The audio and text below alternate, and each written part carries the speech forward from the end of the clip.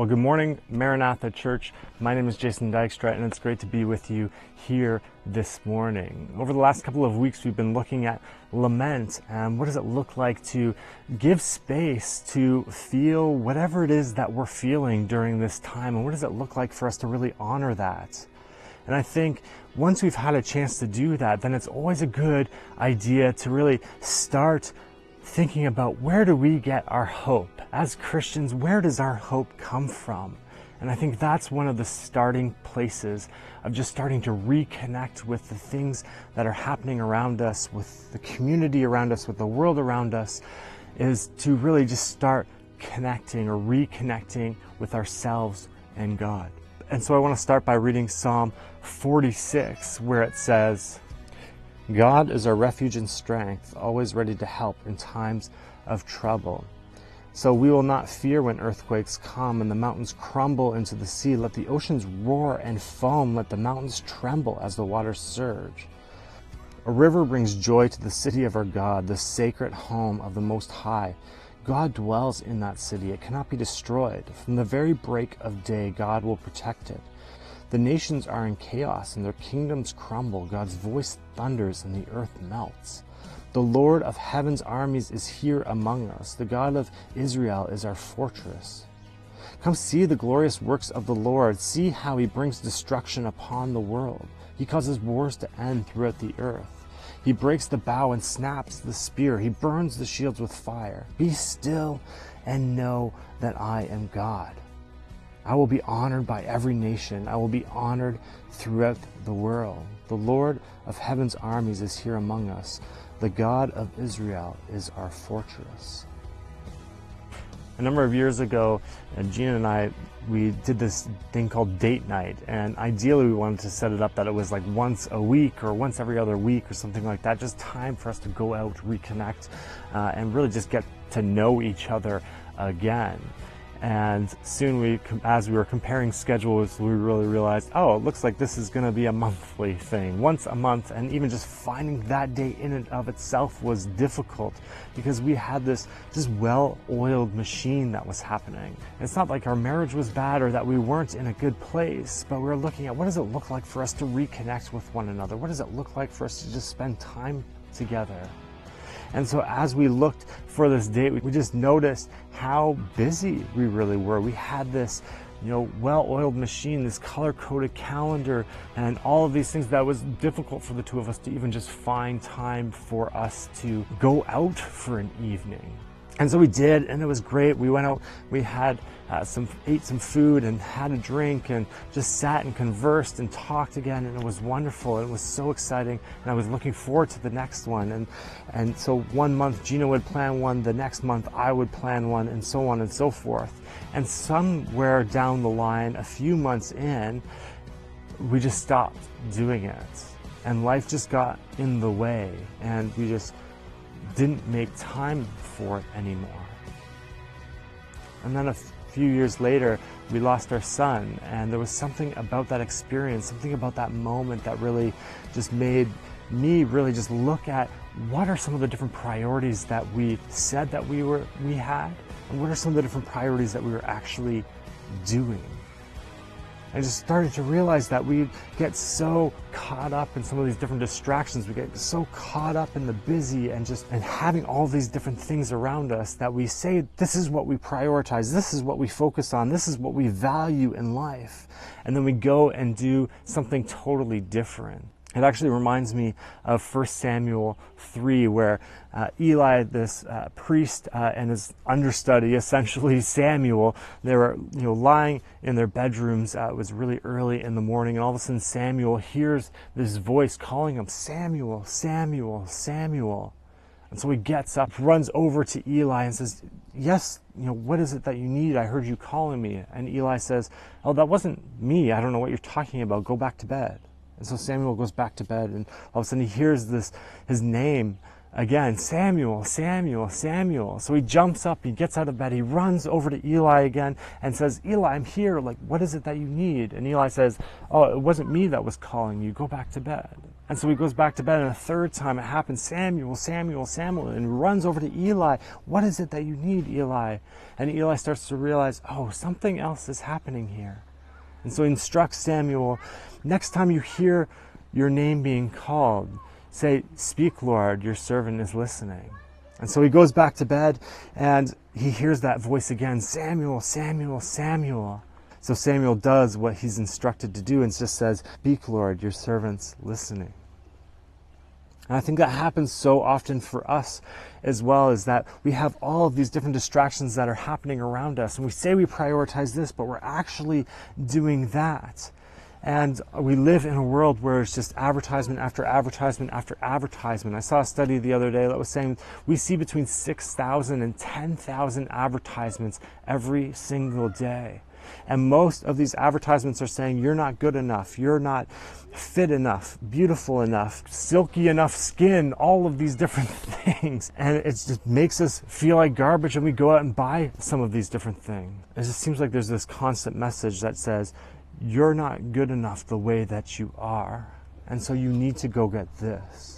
And I mean, that's not the only distraction that happens in our lives. There's so many other things, even currently in our situation now, where there's so many people that are just going back into the workplace, but they still need to do school with the kids. And so they go to work, and then they come home and they do school, and it just life gets so busy doing all of these things with our color-coded calendars and all of these different distractions. And I think what's happening with Samuel and God is that we hear our voice being called, Samuel, Samuel, Samuel. And so we rush to those things that have our attention. We rush to those advertisements. We rush to that busyness. We rush to the next thing, when all we need to do is say, speak, Lord, your servant is listening.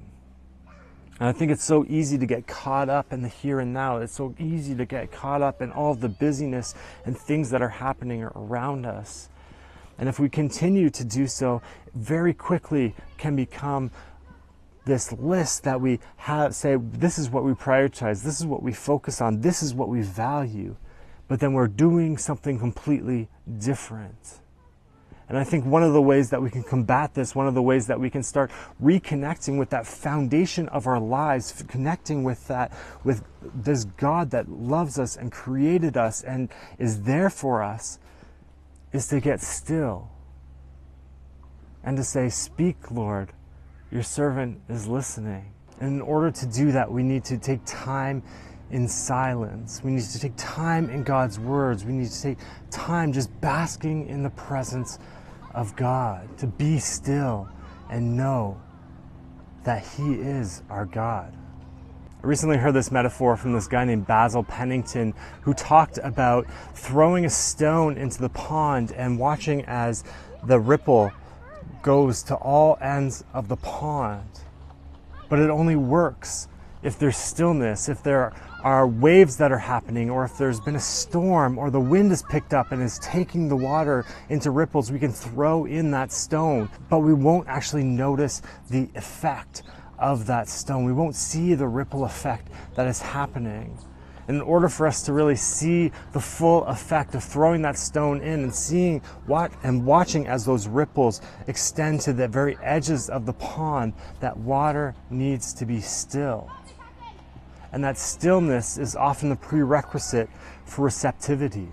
Water for me has always been a spiritual experience, whether that's sitting at the Grand River, or being at a pond in the back of a farmer's field, or sitting up in the lake. The past couple of days we've been sitting at the water and just been seeing how it just brings life to our kids as they play in it. I've been noticing how it just cools you off after you get too hot. I've been having some time to really just get in a kayak and glide upon it, where you can just sit in the stillness and sit in God's nature and everything that He created around us, and just really noticing how in First Genesis, noticing God's nature and creation all around us, and how at the very end of all of this creating, God sat back and just said, "It is very good." Just the other night, I went for this paddle in our kayak alongside the river to watch the sun go down, and the water was just smooth and perfect. And I just sat there and put my paddle up and just let the current just take me. There was no agenda, there was no color coordinated schedules, there was no distractions or anything like that. I just put it up and just let it kind of take me. And as I floated there, I could hear the birds just chirping. I could hear the voice of children playing on the other side of the lake. I could see the loons and the ducks just kind of swimming by with all of their young little ones. And there was just something in that stillness, in that moment, where you're just watching the sky light up in this just fiery orange and red and purple colors that you just sit back and just think, wow, what an incredible God that we serve. And I think God shows up for us in so many different ways and situations and things. I'm just reminded of 1 Kings where Elijah is up in the mountains and God says, hey, I'm going to pass by you. And all of a sudden, all of this wind comes and God wasn't in the wind. And then this earthquake comes, but God wasn't in the rumbling of rocks. And then all around him is this fire, but God wasn't in the fire. And then comes this gentle whisper where he hears God speak so clearly. And I think in a world where we're encouraged to keep busy, in a world where we're encouraged to keep going, keep moving on, to keep distracting us in so many different areas, in order for us to reconnect with God, I think there is just so much importance in just sitting in the stillness and listening for that gentle whisper. And we see this in Jesus' ministry all of the time as well. He actually starts his ministry by going out into the desert and spending 40 days in solitude with just him and God. We see it when he talks with these big crowds, and he goes up in the mountains afterwards to just pray and be in that stillness of God. We see it at the end of his life as well, that just before he's crucified, he goes into the garden and prays and just takes that time with God and spends time in silence. Taking time to sit in that silence gives us a chance to reconnect with God in ways that we otherwise can't. And there's something about spending time in prayer, not just in that monologue of thank you, God, for all of these blessings, and please be with so-and-so, and please be with all of these other things that are happening in my life, but really sitting and listening to God as well. So that becomes more of a conversation instead of just a monologue to God, sitting in that stillness and just hearing the voice of God, feeling the presence of God. So my invitation to you over this coming week is, what does it look like for you to carve out some moments of stillness? Not to read a book, not to listen to music or anything like that. What does it look like for you just to carve out some time to sit in the stillness of God, to feel God's presence, to feel God moving in you, to maybe even hear that gentle whisper that God wants to say to you? And so as you do that in the upcoming week, just spending time with God, it's my prayer that you experience God around you, that you feel God in those moments, in those little moments of silence, and that he just wraps his arms around you as he calls you his beloved child.